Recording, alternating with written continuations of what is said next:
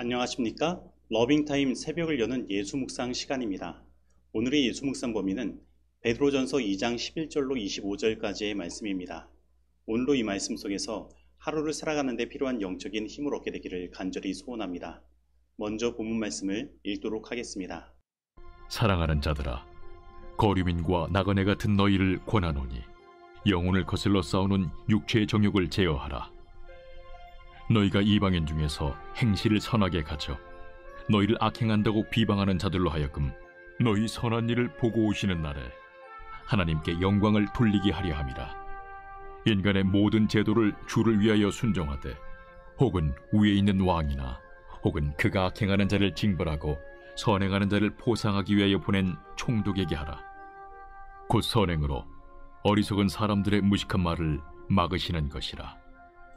너희는 자유가 있으나 그 자유로 악을 가리는 데 쓰지 말고 오직 하나님의 종과 같이 하라. 무사람을 공경하며 형제를 사랑하며 하나님을 두려워하며 왕을 존대하라.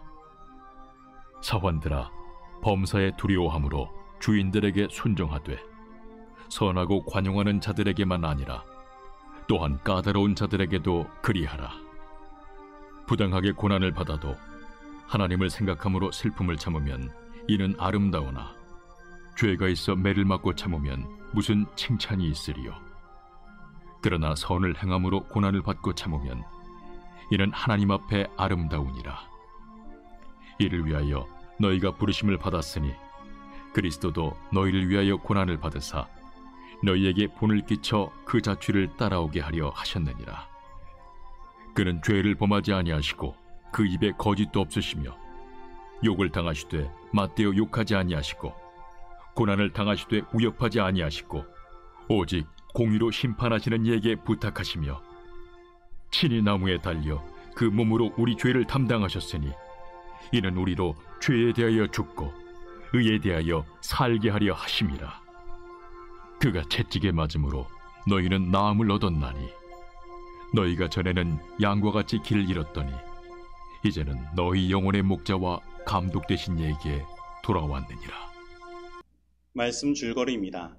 하나님의 백성은 육체의 정욕을 제어하고 선한 행실을 나타내므로 하나님께 영광을 돌려야 합니다. 그리고 주를 위하여 인간이 세운 제도에 순복하고 오직 하나님의 종과 같이 행해야 합니다. 그리고 그리스도의 고난을 기억하며 선을 행함으로 고난을 받아도 참는 것이 하나님 앞에 아름다운 일입니다.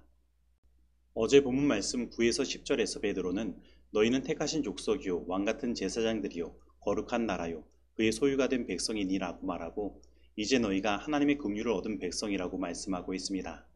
그리고 그들이 해야 할 일은 너희를 어두운 데서 불러내어 그의 기이한 빛에 들어가게 하신 뒤에 아름다운 덕을 선포하게 하려 하심이라고 말씀하고 있습니다. 그리고 오늘 본문 말씀은 그렇게 하나님의 백성된 자, 곧 그리스도인 나그네로서 살아가는 자들이 당시의 사회적 신분과 관계없이 어떻게 이 세상을 살아가야 하는지에 대하여 더 구체적인 적용을 하고 있습니다. 하지만 여기에 나타난 적용은 당시 1세기 사회적 배경 속에서 주어진 것이기 때문에 이것을 우리 사회에 그대로 적용하기에는 좀 무리가 있습니다. 그러나 우리는 오늘 본문 속에서 말하는 그리스도인의 삶의 분명한 원칙을 발견할 수 있습니다. 먼저 오늘 말씀에서 베드로는 자신의 서신서를 읽는 독자들을 사랑하는 자들아 라고 말합니다. 다시 말하면 베드로는 그들의 삶을 지도하기 이전에 그들을 향한 그의 진심, 그리고 그를 통하여 주어지는 하나님의 진심을 전하고 있는 것입니다. 그래서 우리는 이것을 통해 우리를 향한 하나님의 진심을 알아야 합니다.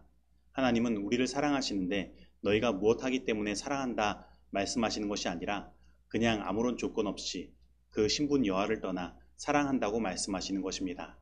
그리고 하나님은 그 사랑을 기초로 하여 우리들에게 권면하시는 것입니다.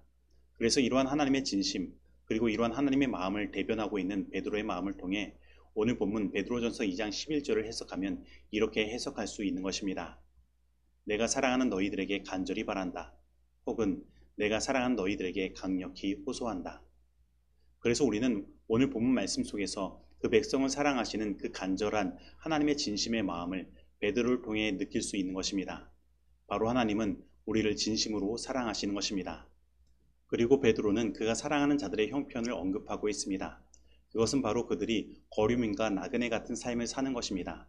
이것은 이 세상에서 영원히 거주하는 것이 아니라 일시적인 거주자로서 살아가는 그리스도인의 신분을 강조하는 것으로서 하늘 본향을 향해 나아가는 백성들을 가리키는 말인 것입니다. 그리고 그들이 그리스도인으로 산다는 것은 그 땅에 살아가지만 그 땅의 시민으로서의 권리를 누리지 않는 삶을 살아가고 있는 그들의 어려운 현실을 나타내는 말이기도 하는 것입니다. 이처럼 우리 하나님은 우리를 향해 말로만 사랑한다고 하시는 분이 아니십니다. 바로 우리들의 형편에 대하여 관심을 가지시고 우리를 아시는 분이 바로 하나님이신 것입니다. 그리고 베드로는 바로 이러한 하나님의 마음을 대변하여 이 서신서를 쓰고 있는 것입니다. 그러므로 오늘 이 시간 우리의 모든 형편을 아시는 하나님, 그리고 우리를 이렇게 진심으로 사랑하시는 하나님께 우리의 모든 근심과 걱정을 내어 맡기게 되길 바랍니다. 그러면 이렇게 하나님의 사랑을 받은 우리들, 하나님의 긍휼하심을 통해 하나님의 백성된 우리들, 그래서 이 땅에서 살지만 하늘 본향을 향해 나아가는 나그네와 같은 삶을 사는 우리들은 어떠한 삶을 살아야 할까요? 베드로는 먼저 이렇게 이야기합니다. 영혼을 거스려 싸우는 육체의 정욕을 제어하라. 사실 우리들은 하나님의 긍휼하심을 통해 하나님의 백성으로서 거듭났지만 우리 안에는 끊임없이 솟아오르는 육체의 정욕이 있는 것입니다. 그래서 에스겔 36장 26절 말씀에서 하나님께서는 우리들에게 새 영을 주시고 새 마음을 주시며 우리 안에 굳은 마음을 제거하시겠다고 말씀하시지만 우리 안에 옛 영은 제거하신다는 말씀을 하지 않으신 것입니다. 다시 말하면 우리 속에는 예수님의 재림의 날까지 우리의 거듭난 영혼과 거스려 싸우는 육체의 정욕이 있는 것입니다. 그래서 우리는 우리 안에 존재하는 이 육체의 정욕을 제어해야 하는 것입니다. 그런데 여기에 나오는 제어하라 라는 말씀은 멀리하라, 피하라는 뜻을 가지고 있으며 베드로는 이것을 현재 시제로 사용하므로 우리의 죄된 욕구를 계속적으로 멀리하여 삶의 그 어느 시점에서도 그것을 탐닉하지 말 것을 권면하고 있는 것입니다. 그런데 우리는 삶 속에서 이러한 유혹을 받습니다. 이것을 계속하는 것도 아니고 한 번인데 뭐 어떻냐는 것입니다. 그래서 지금은 잠깐 즐기고 그 뒤에 하지 않으면 된다고 생각하는 것입니다. 그러나 우리는 이 세상을 순식간에 죄로 물들게 만든 것은 어떤 지속적인 행동이 아니라 선악과를 따먹은 한 번의 행동이었음을 기억해야 합니다. 그리고 로마서 6장 16절에서도 말씀하는 바와 같이 우리가 한 번 죄에 순종하게 된다면 우리는 죄에 종된 삶을 살 수밖에 없음을 기억해야 하는 것입니다.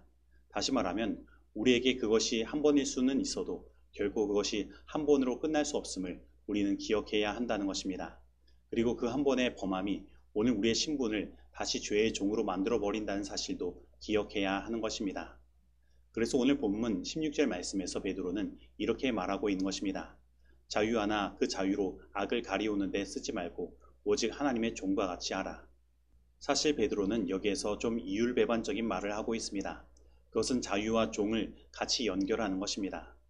여러분, 우리가 어떻게 자유하지만 하나님의 종과 같이 행할 수 있을까요? 옛날 이스라엘에는 희년이 되면 그 집의 모든 종들을 자유하도록 해방해야만 했습니다. 그래서 그 희년은 그 종된 자들에게 자유가 주어지는 복음과 같은 날이었던 것입니다. 그러나 그 종 중에 그 주인의 품성이 너무나 좋아서 그 주인의 종으로서 계속 봉사하고 싶으면 그 귀를 그 기둥에 못 박음으로 자신이 이 주인의 집에 계속적으로 종과 같이 살겠다는 표를 할 수 있었던 것입니다. 그래서 그는 자유하나 종과 같은 삶을 살 수 있게 되는 것입니다. 이처럼 우리는 예수 그리스도의 십자가의 죽으심과 부활하심으로 죄를 용서받고 죄에서 해방되었습니다. 그리고 하나님의 율법 아래서 자유함을 입게 된 것입니다. 그러나 하나님의 그 사랑으로 구원받은 우리들은 그 하나님의 사랑을 떠날 수 없습니다. 그래서 우리는 자유하나 하나님의 종과 같이 하나님께 순종하며 살아가는 삶을 살게 되는 것입니다. 그래서 이 순종은 우리의 자유함을 위해, 구원을 위해 드리는 순종이 아닙니다. 이 하나님의 계명을 따르는 일들은 억지로 살기 위하여 따르는 것이 아닙니다. 그것은 하나님의 사랑을 경험하고 바라보는 우리들이 자원하여 드리는 순종이며 너무나 쉬운 일인 것입니다. 왜냐하면 이러한 결심을 하고 지속적으로 하나님을 바라보고 따르는 자들에게 하나님께서는 당신의 성령을 허락하여 주시고 우리가 그 일을 온전히 행할 수 있도록 이끌어 주시기 때문인 것입니다. 그래서 고린도후서 3장 18절은 우리들에게 다음과 같이 말씀하고 있습니다. 우리가 다 수건을 벗은 얼굴로 거울을 보는 것 같이 주의 영광을 보매 그와 같은 형상으로 변화하여 영광에서 영광에 이르니 곧 주의 영으로 말미암음이니라. 우리가 우리의 삶 속에서 하나님의 그 놀라우신 사랑의 품성을 바라보면 우리도 그와 같은 품성으로 변화하는데 이러한 삶은 우리로 하여금 영광에서 영광에 이르게 하는 것입니다. 즉 하나님을 닮은 품성에서 더 닮은 품성으로 변화하게 하는 것입니다. 그런데 이것이 곧 주의 영으로 말미암아 일어나는 것입니다. 그래서 우리는 오늘 이 본문 말씀을 읽으면서 항상 이 원칙을 놓지 않고 읽고 적용해야 하는 것입니다. 그래서 오늘 베드로를 통해 우리들에게 주신 하나님의 권면의 말씀이 우리의 자유함을 억압하는 말씀이 되게 해서는 안 되는 것입니다. 우리는 자유하나 하나님의 종과 같은 삶을 살아야 하는 것입니다. 그래서 베드로는 오늘 본문 말씀 21에서 25절에서 우리를 위하여 고난을 당하신 예수님을 말씀하고 있는 것입니다. 여러분, 우리 예수님은 어떠한 분이십니까? 왜 이러한 고난을 당하셨습니까? 이를 위하여 너희가 부르심을 받았으니 그리스도도 너희를 위하여 고난을 받으사 너희에게 본을 끼쳐 그 자취를 따라오게 하려 하셨느니라. 베드로전서 2장 21절 말씀입니다. 여러분, 우리 예수님은 바로 우리를 위하여 고난을 당하신 것입니다. 그리고 그 예수님께서 걸어가신 그 길, 그 십자가의 길을 우리도 따라오기를 바라시는 것입니다. 사실 우리는 이사야 53장 6절 말씀과 같이 다 양과 같아서 각기 제 길로 간 것입니다. 그러나 우리 예수님께서 우리의 죄악을 다 담당하심으로 말미암아 우리는 우리의 영혼의 목자와 감독 되신 하나님께 돌아올 수 있는 것입니다. 그래서 오늘 본문 말씀에서 말씀하고 있는 권면은 우리의 목자와 감독 되신 하나님의 지도하심이며 예수 그리스도의 그 자취를 따라가는 것이 무엇인지 말씀하고 있는 것입니다. 우리는 우리를 비방하는 자들을 향하여 우리도 똑같이 비방하고 악행하는 것이 아니라 선한 행실을 가짐으로 그들이 우리의 그 선한 행실을 바라보고 그들도 하나님께 영광 돌리는 삶을 살도록 해야 합니다. 그리고 인간이 세운 모든 제도를 주를 위해 순복해야 하며 무사람을 공경하며 형제를 사랑해야 하는 것입니다. 그리고 더 나아가 애매히 고난을 받아도 하나님을 생각함으로 슬픔을 참아야 하며 우리는 선을 행함으로 고난을 받는다면 그 고난을 감수하는 삶을 살아야 하는 것입니다. 다시 말하면 우리는 어떠한 억울한 일을 당하여도 그리스도께서 자신을 찌른 자들을 위해 십자가에 달리시고 사랑을 베푸신 것처럼 그들을 사랑하고 그들을 위해 선을 행해야 하는 것입니다. 그러나 다시 한번 말씀드리면 이 모든 것은 우리 힘으로 행할 수 없습니다. 우리는 계속적으로 하나님의 그 영광, 곧 예수 그리스도의 십자가의 영광을 바라봄으로 말미암아 이르러 오는 성령의 능력으로 행할 수 있는 것입니다. 그러므로 오늘 이 시간 예수 그리스도의 십자가의 그 영광을 온전히 바라보게 되길 바랍니다. 악에서 보호를 받을 수 있는 유일한 안전책은 그리스도의 의를 믿는 믿음을 통하여 그분께서 우리의 마음속에 거하시게 하는 것이다. 시험이 우리를 지배하는 것은 우리가 이기심을 품기 때문이다. 그러나 우리가 하나님의 위대한 사랑을 바라볼 때 이기심은 가증하고 불쾌한 성질 그대로 우리에게 나타나게 되고 우리는 그것을 마음에서 쫓아내버리고자 갈망하게 된다. 성령께서 그리스도를 영원하게 하실 때 우리의 마음은 부드럽고 겸손해지며 시험은 그 힘을 잃고 그리스도의 은혜가 품성을 변화시키게 된다. 산상보온 118페이지의 말씀입니다. 적용하도록 하겠습니다. 오늘 나는 나의 삶을 지도하시는 하나님의 음성 속에서도 나를 무조건적으로 사랑하시는 하나님의 진심을 느끼고 있습니까? 오늘 나는 날마다 솟아오르는 육체의 정욕을 제어하기 위하여 예수 그리스도의 십자가에서 나타난 하나님의 영광의 품성을 날마다 계속적으로 바라보기로 결심합니까?